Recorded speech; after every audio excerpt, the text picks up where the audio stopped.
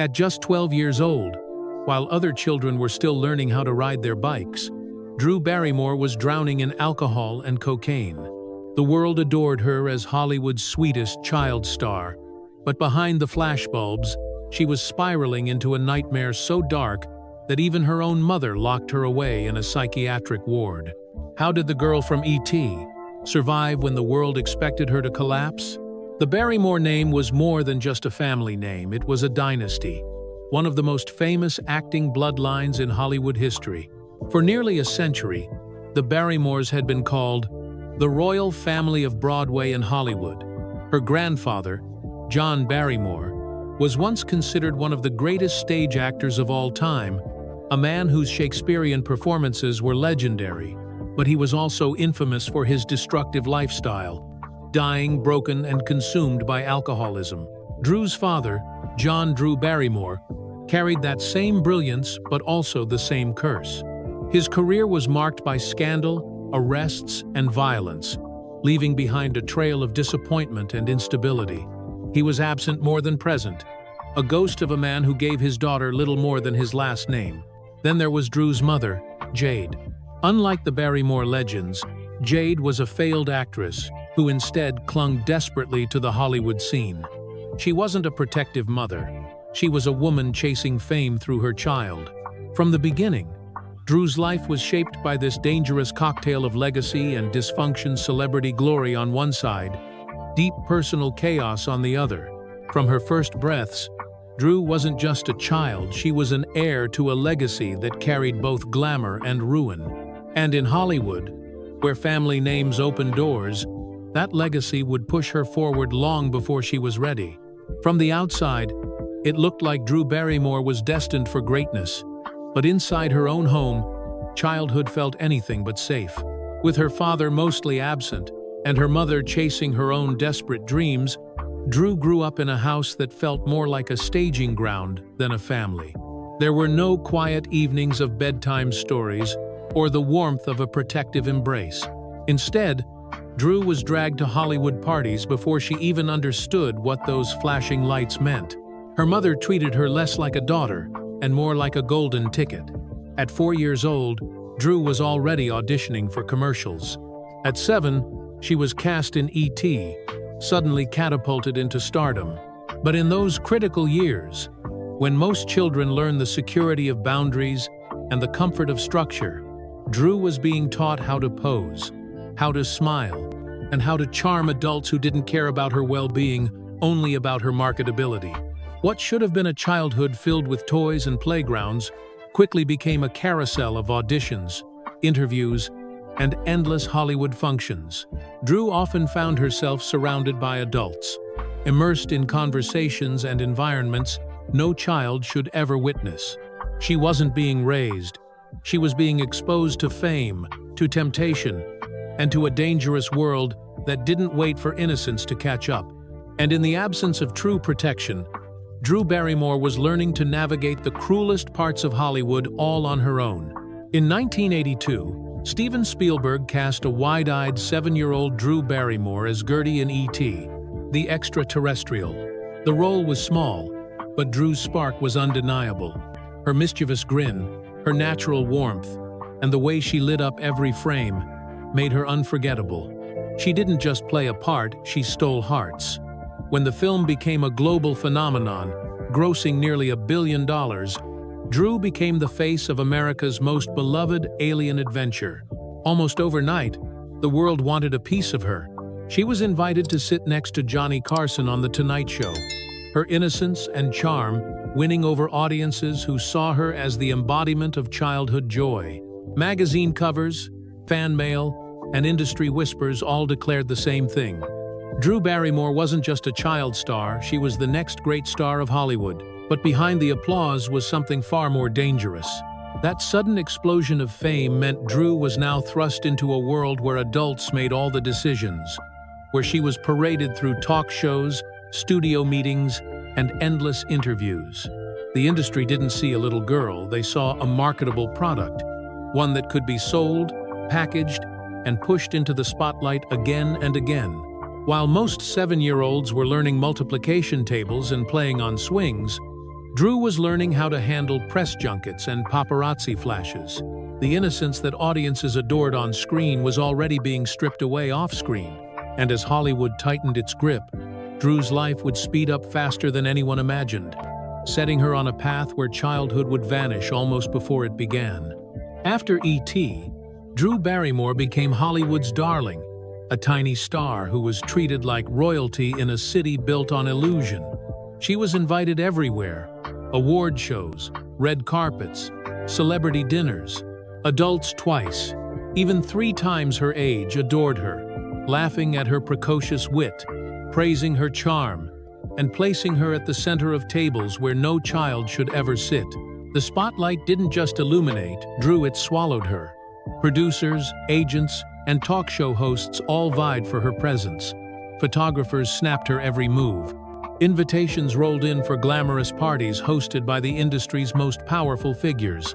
And Drew, still only a child, was welcomed into a glittering nightlife world that promised excitement but hid dangerous shadows. By the time she was 9 years old, Drew wasn't playing dress-up at home. She was walking into clubs, sipping soda while surrounded by glasses of champagne, breathing in clouds of cigarette smoke. She was introduced to famous rock stars, fashion icons, and movie moguls, and they all treated her not as a little girl, but as one of them. Hollywood blurred the line between child and adult, and Drew was pushed further across that line each day. The media praised her as wise beyond her years, but the truth was harsher. She was being robbed of her childhood in exchange for applause. And the more she was indulged, the more she was pulled into a world that would soon consume her completely. Because behind the glitter of those parties, temptations were waiting, temptations no child should ever face. For most child stars, fame is fleeting. But for Drew Barrymore, it was intoxicating and brutally fast. The adoration she received after E.T. made her feel invincible, as if she were already a seasoned star rather than a child barely out of kindergarten. Casting directors wanted her for commercials, fashion spreads, and new films. Her mother, thrilled by the attention, pushed her further into the industry. Drew didn't have the chance to grow slowly. She was being accelerated, catapulted into a world that demanded more than she could give. At the same time, Drew began to notice a strange contradiction. On screen and in interviews, she was celebrated as the adorable, innocent face of America's dreams. But off-screen, she was treated like a miniature adult, expected to handle long hours, complicated emotions, and the suffocating attention of the press. Every laugh, every word, every misstep became public property. She couldn't simply be a child who made mistakes. She was Drew Barrymore, the commodity. That constant pressure forced her to grow up faster than nature intended. Instead of playgrounds, there were studio backlots. Instead of after-school snacks, there were business meetings and after-parties. Hollywood had given her the world, but it had also stolen something she could never reclaim: her innocence. And in that stolen space, the shadows crept in. Because when a child is celebrated for being mature, it often means the adults around them have stopped protecting them. Drew was stepping into a lifestyle that seemed glamorous, but behind the curtain, it carried the seeds of her downfall. By the time Drew Barrymore turned 12, the glittering world that once seemed magical had turned into a dangerous playground. Nightclubs and after-parties weren't rare outings. They were her second home. At an age when most children were still worried about homework and sleepovers, Drew was slipping into smoky rooms filled with flashing lights, loud music, and glasses of alcohol pressed into her hand by adults who treated her as if she were one of them. At first, it began with curiosity, a sip of champagne here, a taste of beer there. But soon, alcohol became her constant companion, something she relied on to quiet the noise in her head and the pressure in her life. And then came the drugs. Cocaine, offered casually at parties, didn't feel like a forbidden danger in her world. It felt normal. She wasn't shielded from it. She was surrounded by it, and no one told her no. By 12, Drew was already spiraling. She later admitted she would drink until she blacked out, that cocaine quickly became less about thrill and more about survival. Her young body, fragile and unprepared, was being poisoned night after night. Yet in the Hollywood bubble, her self-destruction was disguised as sophistication. To outsiders, she was the precocious star, living the life. To Drew, it was a trap she couldn't escape. This wasn't teenage rebellion, it was childhood lost to addiction. And as the years of her youth slipped away under the haze of drugs and alcohol, Drew was tumbling toward a collapse that felt almost inevitable. If fame had stolen Drew Barrymore's innocence, her mother's choices shattered whatever fragile sense of safety she still had left. Jade Barrymore was not the kind of mother who set boundaries or offered stability. Instead, she encouraged Drew's access to the Hollywood nightlife, sometimes even accompanying her to clubs, basking in the glow of her daughter's fame as if it were her own. What should have been a guiding hand turned into a reckless push, deeper into chaos. By the time Drew's addiction spiraled out of control, Jade no longer acted as a protector, she acted as a manager, treating her daughter's crises like public relations problems rather than cries for help. At just 13, when Drew desperately needed compassion and discipline, she found herself abandoned emotionally, left to wrestle with the consequences of adult decisions she had never been equipped to make. And then came the most devastating betrayal. Instead of drawing her daughter closer, Jade distanced herself. She petitioned to have Drew placed in a psychiatric institution, an action Drew later described not as a rescue, but as an exile. To Drew, it felt less like care and more like rejection, a way of being locked away and forgotten because she was too much of a burden. The girl who had once been the darling of Hollywood was now not only battling addiction but also reeling from the crushing realization that her own mother had given up on her. For Drew, the abandonment cut deeper than any headline, confirming the fear that she was truly alone. At just 13 years old, Drew Barrymore found herself locked behind the heavy doors of a psychiatric institution. To the outside world, it sounded like a place of healing, a necessary intervention for a troubled child star. But to Drew, it felt like punishment, a sentence carried out not by strangers, but by her own mother. She wasn't there voluntarily, she was committed. And for 18 long months, she lived a life stripped of freedom, routine, and dignity. The facility was no luxury rehab center for celebrities. It was strict, almost militaristic. Days were regimented with therapy sessions, group meetings, and enforced discipline. Drew later recalled being surrounded by teenagers who had attempted suicide, who had committed violent acts, or who had been cast out by their families. In that environment, she was no longer a famous actress, she was just another broken child, one among many. The rules were suffocating. Letters were censored, phone calls were limited, personal belongings were taken away. Even simple movements were supervised. For someone who had spent her early years being adored and indulged, the sudden loss of control was jarring. But worse than the restrictions was the loneliness. Drew believed her mother had abandoned her there, as if to erase the problem she had become. That wound cut deeper than any withdrawal symptom or therapy exercise. Yet within those sterile walls, Drew came face to face with herself. There were no cameras, no red carpets, no applause. Only silence, confinement, and the haunting thought, was this all my life would ever be? When Drew Barrymore was finally released from the psychiatric institution, she expected at least some part of Hollywood to welcome her back. After all, she had been the little girl who once made the entire world cry with E.T. But the industry has a short memory and an even shorter supply of compassion. To the studios and the press, Drew was no longer a charming child star, she was damaged goods. Casting calls dried up. Directors who once praised her talent now whispered about her unreliability. Magazine covers that had celebrated her innocence now printed stories about her addictions and her breakdown. In an industry obsessed with image, Drew's reputation became toxic. She wasn't the girl next door anymore. She was the cautionary tale. Even her peers seemed to vanish. The glamorous social circles that had once embraced her now shut their doors. She was too young for adult roles, too scandalous for child ones, and too infamous for the sweetheart image Hollywood demanded. She was caught in a cruel limbo, famous enough to be judged, but forgotten enough to be discarded. For a teenager barely into her teens, the rejection was suffocating. Hollywood had created her, consumed her, and then spat her out without hesitation. Drew later admitted that those years left her feeling worthless, convinced she had no future beyond the shadows of her collapse. And so, while other teenagers her age were preparing for high school dances or dreaming about college, Drew Barrymore was battling the brutal truth.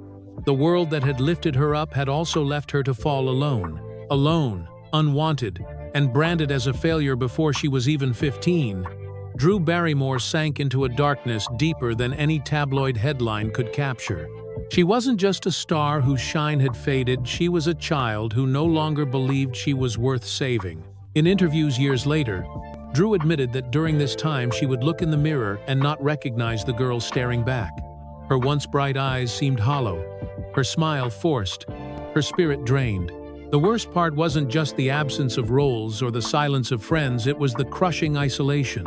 Her father was absent, her mother had turned her back, and Hollywood had erased her name from its glittering lists. Drew confessed she often felt like she was already dead, wandering through days without direction, nights without hope. She carried a weight no teenager should ever bear, the belief that she had ruined her life before it had even begun. Addiction had taken her youth, the industry had taken her image, and betrayal had taken her trust. With nowhere to turn, Drew sank deeper into self-doubt, haunted by the question, what if this was all she would ever be, a washed-up child star with nothing left to give?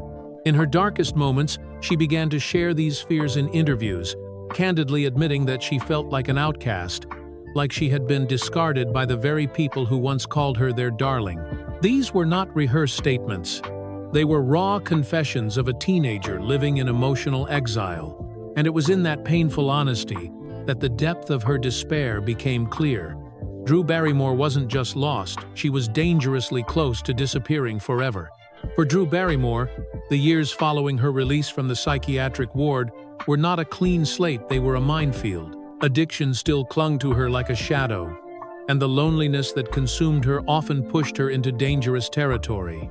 She was still only a teenager, but she carried the exhaustion and recklessness of someone 3 times her age. There were nights when Drew drank until her body gave out, collapsing in bathrooms or on strangers' couches, not knowing how she had gotten there. Cocaine binges blurred into days, leaving her frail, her heart racing, her mind teetering on the edge. She later admitted to moments when she didn't care if she lived or died, when numbing the pain felt more important than survival. On more than one occasion, those close to her feared she wouldn't wake up. The overdose scares, the blackouts, the sudden hospital visits all painted a chilling picture of a girl circling the edge of oblivion. The tabloids fed on these episodes, printing cruel headlines that mocked her downfall. But behind the sensationalism was a teenager genuinely fighting for her life. Each time she pulled through, it seemed like sheer luck rather than resilience. Drew was aware of it too. In her memoir, she admitted that she could easily have been another Hollywood tragedy, a name etched in memory as the child star who never made it to adulthood. The idea haunted her, that her story might end before it had even truly begun. But somehow, in the midst of near disaster, a spark remained. A small, stubborn part of Drew refused to let her life be defined by overdose reports and pitying whispers. And that fragile spark was about to ignite into a decision that would change everything. After years of spiraling, Drew Barrymore reached a point where the only options left were destruction or survival. Still just a teenager, she made a decision most adults struggle to face. She would take back her life, even if it meant walking away from the very people who were supposed to protect her. The first step was both painful and liberating. She legally emancipated herself from her mother at just 14. In court, Drew petitioned for the right to live independently, to no longer be bound to Jade Barrymore's guardianship. For a child, to sever ties with her parent in such a final way was heartbreaking. But Drew knew it was the only way to break free from the cycle of neglect and exploitation. When the judge granted her request, she walked out of that courtroom both terrified and relieved. She was alone, but at least she was free. From there, Drew made a vow to herself. She entered rehab once more, not because she was forced to, but because she wanted to. For the first time, she embraced sobriety as her own choice rather than someone else's punishment. It was grueling withdrawals, therapy, and the painful process of learning how to live without the crutches she had leaned on since childhood. But this time, Drew stayed. She began rebuilding piece by piece, taking odd jobs, reading scripts no one else wanted, even cleaning houses to survive. Her life was stripped down to its raw essentials, far from the glamour of Hollywood. And yet, in that simplicity, she found strength. Drew Barrymore was no longer the lost little girl everyone pitied. She was a survivor, determined to prove that her story wasn't finished. The world had already written her off, but Drew was about to write her own second act. In 1990, at only 15 years old, Drew Barrymore did something almost unheard of for a teenager. She told the world her story in her own words. Her memoir, Little Girl Lost, was raw, vulnerable, and shockingly honest. On its pages, Drew laid bare the darkest corners of her young life.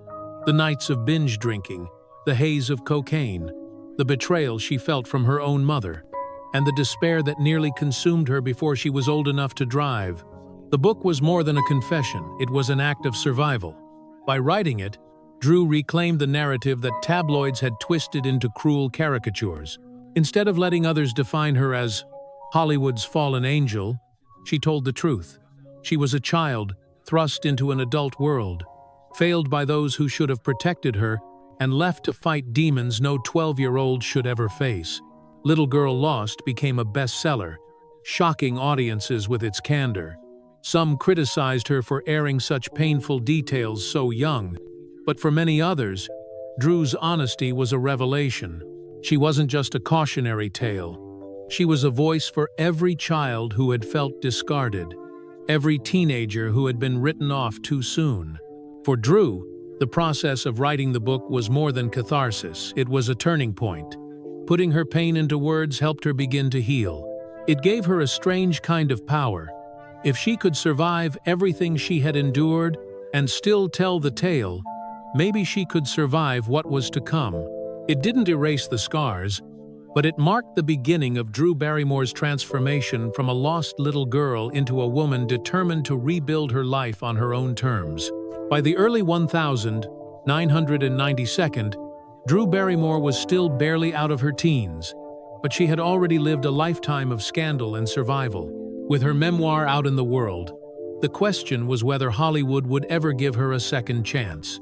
For many studios, she was still a risk too volatile, too infamous, a reminder of how quickly child stars could burn out. But Drew was relentless. She auditioned for roles others overlooked, determined to prove that she was more than just a tabloid headline. Her comeback wasn't glamorous. Instead of family-friendly blockbusters, Drew began accepting edgier, more provocative roles that mirrored her turbulent past. In films like Poison Ivy, 1992, she played characters with a dangerous, rebellious edge roles that let her transform her pain into performance. Critics may have been divided, but audiences couldn't look away. The innocence of little Gertie from E.T. was gone, replaced by a young woman unafraid to show her scars. These early projects didn't make her a box office queen, but they did something more important. They reminded the world that Drew Barrymore could act. She wasn't washed up. She wasn't finished. Slowly, she began to shed the image of the broken child star and carve out a new identity as a daring, unpredictable actress who could command the screen. Behind the camera, Drew was also rebuilding her life. She showed up on set prepared, professional, and determined to prove herself. Every role was a test, every performance a statement. I'm still here. I'm not done yet. It was only the beginning of her reinvention. But these first shaky steps back into Hollywood were the proof Drew needed for herself and for the world that survival wasn't the end of her story. It was the start of something greater. By the mid-1992nd, Drew Barrymore had rebuilt her image as a daring actress, but she knew that relying solely on the whims of Hollywood executives would always keep her future unstable. She had spent too much of her childhood being controlled by others, agents, studios, even her own mother. Now, as a young woman in her 20s, Drew decided she would no longer be at the mercy of anyone else's choices. If she wanted to secure her place in Hollywood, she had to take control of the narrative herself. In 1995, Drew co-founded Flower Films, a production company that would become both her shield and her launchpad. The name wasn't accidental. Flower symbolized growth, rebirth, and beauty after hardship. All things Drew desperately wanted to embody in her new chapter. For the first time, she wasn't just an actress waiting to be cast. She was a producer, shaping stories, creating opportunities, and deciding the direction of her own career. Flower Films quickly became a force. Through the company, Drew began choosing projects that reflected her energy and spirit, films that balanced her quirky charm with box office appeal. It was a bold step for someone the industry once dismissed as a lost cause.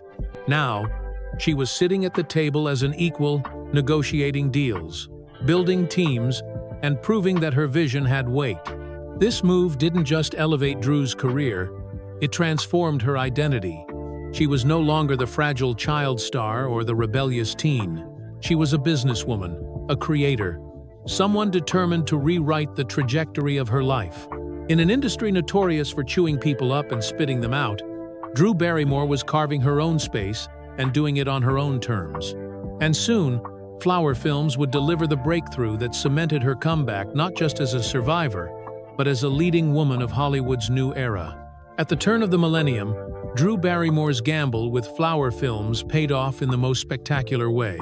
In 2000, she produced and starred in the reboot of Charlie's Angels, a bold, high-energy adaptation of the classic television series. It was a project many doubted, but Drew believed in it with her whole heart. She wasn't just acting in the film, she was behind the camera, shaping its tone, casting its stars, and ensuring it reflected the kind of fun, fearless spirit she wanted associated with her name. The film exploded into a global hit. Audiences loved watching Drew, alongside Cameron Diaz and Lucy Liu, transform the iconic Angels into a trio of smart, sexy, and empowered women. The box office success silenced the critics who had once predicted Drew's permanent downfall. Suddenly, she was no longer the child star who lost it all. She was a powerhouse both in front of the camera and behind it. For Drew, Charlie's Angels was more than just a movie. It was her rebirth. It marked the moment when the industry and the public stopped seeing her as a cautionary tale and began recognizing her as a woman who had not only survived, but thrived.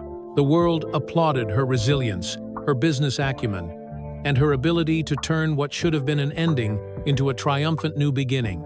The success of Charlie's Angels also solidified Flower Films as a serious production company, giving Drew the freedom to greenlight other projects and to keep telling stories on her own terms.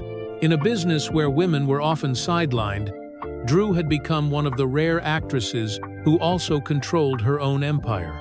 This wasn't just a comeback, it was a transformation. Drew Barrymore had gone from a lost little girl in the tabloids to a symbol of reinvention, a reminder that even the deepest falls can lead to soaring heights. By the time the 2010 second arrived, Drew Barrymore had already proven herself as an actress, producer, and survivor. But what truly set her apart was her ability to connect with people beyond the movie screen. Unlike many stars who carefully crafted untouchable images, Drew embraced openness. She laughed at her own mistakes, spoke honestly about her struggles, and radiated a warmth that felt rare in Hollywood. She transitioned seamlessly into new roles, not just in film but as a voice of comfort and authenticity for her audience. In 2020, she launched The Drew Barrymore Show, a daytime talk show that quickly revealed another side of her talent, her natural ability to listen, empathize, and create a space where guests could be vulnerable. Viewers weren't just tuning in to watch celebrities, they were tuning in to feel Drew's genuine compassion. Her candid conversations about addiction, motherhood, and resilience struck a deep chord. She openly admitted she was not perfect, that she had stumbled, fallen, and rebuilt her life more than once. That honesty transformed her from a movie star into something even more powerful, a cultural figure who inspired millions simply by being real. And Drew's influence extended beyond entertainment. She became an advocate for self-love, mental health, and the importance of finding joy even after hardship. To her fans, she wasn't just the girl from E.T. or the action star from Charlie's Angels. She was proof that no matter how broken a person may feel, there is always a way to piece life back together. In every interview, every episode of her talk show, Drew radiated the same message: survival is possible, healing is possible, and happiness is worth fighting for. That message, born from her own scars, made her not just a Hollywood star, but a beacon of resilience. Looking back on Drew Barrymore's journey, it's impossible not to see it as one of the most remarkable survival stories Hollywood has ever known. She was written off before she could even drive, thrown into addiction, locked away by her own mother, and abandoned by the very industry that had once adored her. By all accounts, her story should have ended as a tragedy, another name in the long list of child stars destroyed by fame. But Drew refused to let that be her ending. What makes her story extraordinary isn't just that she rebuilt her career, it's that she rebuilt herself.